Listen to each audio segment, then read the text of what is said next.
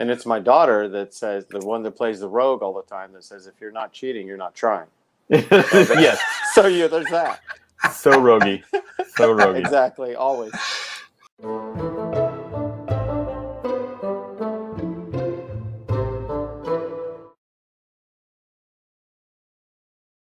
Hi, welcome to HowtoDandD. My name is Fred Wheeler, and today I have some guests. We're going to talk about Dungeons and Dragons, and the topic is how to deal with cheating and why you might do it that way. And I have some guests. I have Dungeon Class with me, Mark and Gonzo, and they're going to talk about how they deal with cheating in their games and the rationale and why they do it that way. So Mark, what do you have for us today? Yeah, so I come from an educator background, and as a teacher, one of the things I kind of operate in the principle is that if I have expectations that I make for my students, I have to communicate that to them. And if I communicate to them effectively my expectations, then later on when they do something that's not something that I don't want them doing, say cheating, then and only then can I really get on to them, because I communicated that that's not going to fly in my room or whatever rule it is. That I can do. But if I did not communicate effectively, then they do something I didn't want them to do, then it's on me, because I should have explained that. So it's not fair to yell at them for that. And so how I apply that in D&D is session 0. We talk about here's the things we do. And for example, maybe I might say, we're going to roll all our rolls out in the open so everyone can see it. Or if you're going to roll, you need to have someone else there watching what you roll. And whatever the rules are that I put it established, and that's usually like I like to do, is that we want to be able to see your rolls. It's to keep everybody honest, and I give that up front so that we don't have a problem later on down the road. So that's how that goes. So all I heard was it's all your fault. Yes. If you don't communicate well, then yeah, it's not me. our It's fault on me. if we get away with rolling under the table or something. Yeah, it's on me. I didn't do it. Yeah. That's what I heard. So. So you guys actually have a video on cheating on your channel, don't you? And we do. And you talk about that in quite a lot of detail. We do. Yeah. Thank you. Go and check out that video, people. So Gonzo, have you got anything you would like to sort of add to that topic? Well, yeah, and the interesting thing is, Fred, is how I deal with it may be different than how others deal with it, and the reason that is because everyone's table is different. In my table, it's my family. So how I would deal with cheating when it's my children, my wife, cheating all the time, rolling. No, she doesn't do that. But I mean, you have to be creative as a dungeon master. You have to read the room, know who you're dealing with. So I'll tell you how I deal with it. One of the best things, again, like I said with Mark, sometimes it is our fault as dungeon masters if we didn't convey exactly what was necessary in the beginning, or maybe we didn't provide the resources that they needed to keep track, because this is a game of keeping track of lots of different stats. You have spell slots, you have feats, you have your modifiers, all these different numbers and things popping around. And yes, there's a finite number of those, and a lot of times that is what we may consider cheating, is if we've used too many spell slots that we didn't have or whatever. So a good way for me is to provide my players, if I see someone's having trouble with that, maybe pull them aside and say, hey, I've got this cool app. It's called D&D Beyond. You can put it right on your phone. You can put your character in there, and it'll keep track of the spell slots for you. You don't even have to worry about it. You just pull up the spell you want to cast. It'll tell you what damage it does. It tells you the range, what you need to do it. And then when you're out of slots, you'll see that. You'll mark that you used it. And a lot of times that takes the pressure off of you as a dungeon master, and it helps the player feel more empowered with their game itself, so they can be more engaged in the game. So providing resources for your players, even if it's just a different way to keep track of stats on their character sheet or something like that, where it's easier to see. I've seen lots of different character sheets that are maybe a little simpler than some of the ones we have provided for us. So I think my little tip for today would be to provide some resources that may help your players be able to keep track easier. There are quite a lot of phone apps out there that do that sort of thing already, and you can download them. Quite a few of them are just free. You don't have to pay anything. Right. Or if there is a charge, it's like a couple of dollars, so it's not a big ask for somebody. Right. Yeah, exactly. So that's what. And again, with my table, because it's my family, I mean, I have to treat it a little differently than if I'm sitting down at a convention with a bunch of strangers, where we can just say, "This is what we're doing," and we've got to move on, and we're on the buddy or honor system here, so it's a little different. They know how to get away with stuff with me, so I have to be a little more creative with them. When it comes to cheating, frankly, I've avoided the topic on my channel, primarily because I think a lot of people won't agree or understand why I do it the way I do it.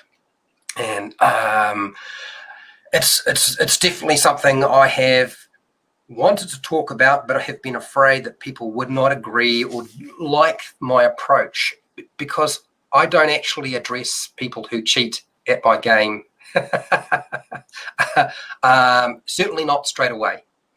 And I don't even check character sheets, something that I know a lot of players who step up and play at my table don't understand. They're quite confused, I think, because a lot of dungeon masters do insist on seeing the character sheet, and I don't care.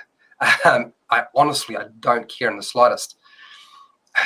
What I normally do when it comes to people who cheat at my table is eventually I will talk to the person about cheating if one of the other players starts complaining because they've noticed that they are cheating and they're getting annoyed, and there's usually more than one player who will do that. And I don't really talk to people about issues about the game away from the table. I always do it in front of the table. I don't usually shout at them, and I don't usually sort of go bananas. I'm just pretty sort of nonchalant about the whole process.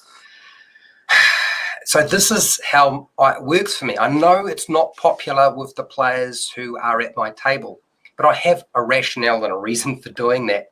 And it's probably because I've played with my family a lot. And so, Gonzo, I know exactly what you're talking about. And I've played a lot of public games where you don't get players that you have a choice about tossing out. You've got to take them. That's, they showed up, they paid. In New Zealand, you pay for Dungeons and Dragons if you're in a public game. That's just the reality. There's no free. Okay, it's just not possible. So you can't ground them, and you can't take away their allowance. No. And you really can't sort of say, well, I don't want to run a table with you. Bye-bye, because you might well be the only dungeon master in the store. Right. So I approach it this way. If I'm not dealing with kids, I assume that everybody at the table is an adult, because they are adults, and that adults should be able to manage themselves. And I kind of expect adults at a table to be able to deal with this in a mature way. So I don't jump in straight away and deal with those sorts of things. So in a public game, I'd be dealing with like new players, and there's lots of them, and they are always terrified of making mistakes and doing something wrong. And so I don't go out of my way to point these things out. In fact, I will ignore them completely unless it's so drastic that I know that some of the other players will get kind of shitey about the whole problem. I might address veterans, but often I don't address veterans straight away either. So that's part of the reason why I do that, because I've played in different sort of forums. I'm actually not getting involved for a lot of different reasons, and I try to put it off for as long as I possibly can. And what I'm trying to do is I'm trying to figure out if I leave that and let them relax at my table, because I don't know what the experience is for them with another dungeon master. I've got no idea what's happened in the past. What was their experience? Did they have a bad experience? Did they have a good experience? So I'm waiting to see what it's like for them. And then once I've done that and they've relaxed at my table and they can see that they can trust me, and I've given them time to sort of develop that, then I might sort of wait and see again. And what am I looking for? I want to see what sort of person they are. They don't need to cheat. I make it clear, if you play at my game, that, you know, if your character dies, you don't have to make a new character. I don't care. You want to bring in the same character again, I don't care. You know, I don't really get too worried about these things. If you cheat, I'm not going to sort of penalize you in some way, because I don't care about that sort of thing. So if they understand that, I'm waiting to see what sort of person they are. If they are the sort of person who will correct their mistakes themselves, then I know I've got a really good player. And that's what I'm looking for. And I know that's not necessarily going to happen straight away. And I know a lot of people get really upset with this, but I don't actually believe Dungeons and Dragons is a real strategy game. It's gambling. That's gambling. It's a dice game. You know, there's a little bit of skill involved, just like any gambling game, but it's not really true skill. If you go to a board game convention or a club, and they're playing board games, they don't like the dice games. They want to play the games where true skill is involved, like chess and other games where what they do makes all the difference, rather than a random dice roll. And so because it's a dice game and because it's gambling, I always view it as this: if people are cheating at gambling, who cares, unless there's money involved? Yeah, there you go. Good point. And then, of course, there's the modern age of video games, and a lot of video game players get really competitive, and they're used to using cheat codes in their games quite often. And so I imagine they're bringing that sort of approach to the game as well. So when I deal with cheating, a lot of time has passed, and it's usually done when somebody else says, look, this has to happen, or if I've been playing with that person for a very long time, and I kind of expect at this time they have sort of sorted that out, and I will do it at the table with all the other players. That's how I do it. That's good. Yeah. Absolutely. That's good. Yeah. And in our video about cheating, we actually talked about the different kinds of cheating, and only some of them. But a lot of those are so easy to just simply be mistakes. So handling it the way that you're talking about makes perfect sense, for sure. Yeah, and I think it was Matt Colville had said in one of his videos, I think he mentioned cheating, and he was like, I like his take in that you don't know what their life's like outside the game and what they're going through, and maybe they just feel the need to do that for whatever reason, and he just kind of lets it go. It's like, if they feel the need to cheat, and I think all your points are valid in that it is a game and it's a game of chance. If they're cheating in a game of chance, it's just a game. Like, well, maybe they need that in their life. So let them have it, you know, unless I agree. If the rest of the table is like complaining, then you kind of feel like you got to do something. So that's a fair point. And it's my daughter that says, the one that plays the rogue all the time, that says, if you're not cheating, you're not trying. Yes. So there's that. So roguey. So roguey. Exactly. Always.